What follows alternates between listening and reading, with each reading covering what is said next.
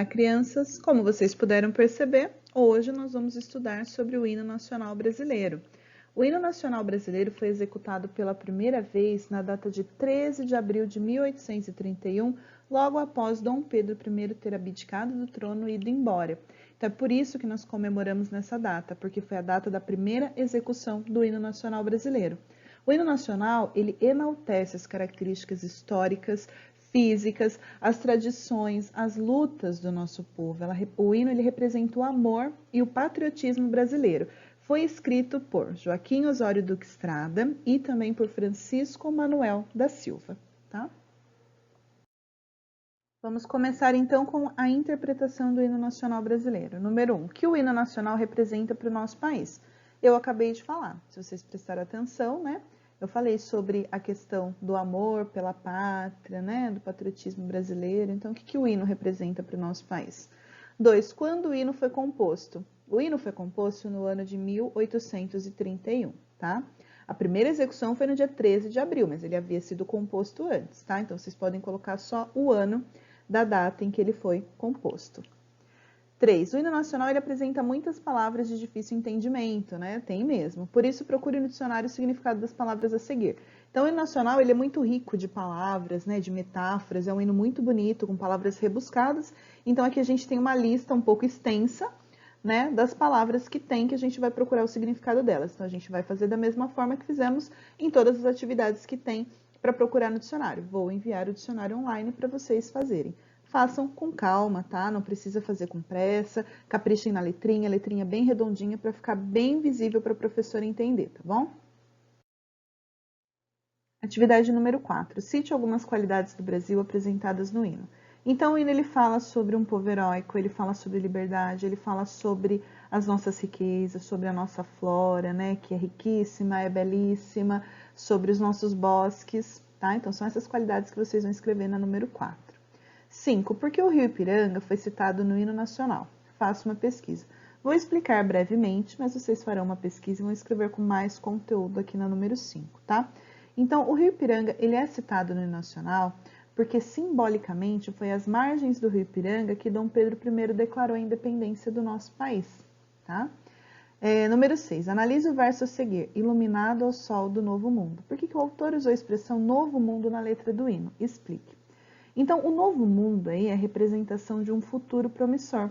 Então, logo depois da independência do Brasil, né, quando o Brasil se tornou independente de Portugal, havia muita expectativa em relação a como seria depois da independência, né? Então, é um vislumbre desse futuro promissor.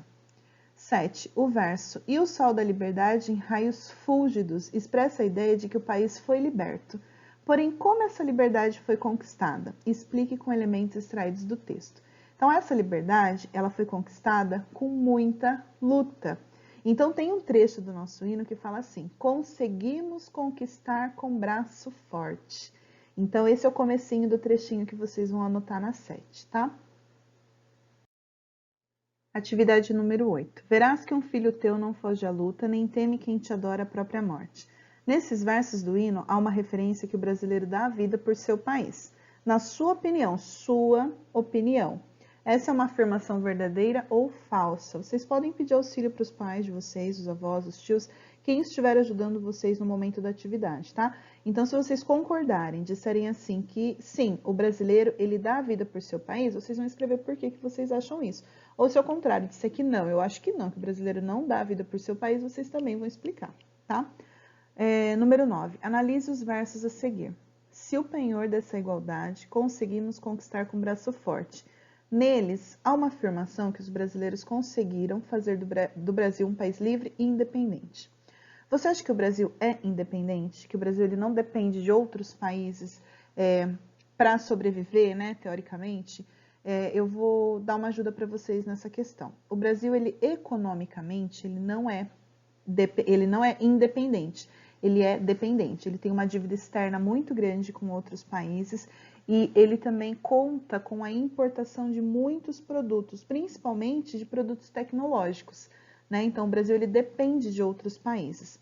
Então, ele não é 100% independente, ele tem essa dependência.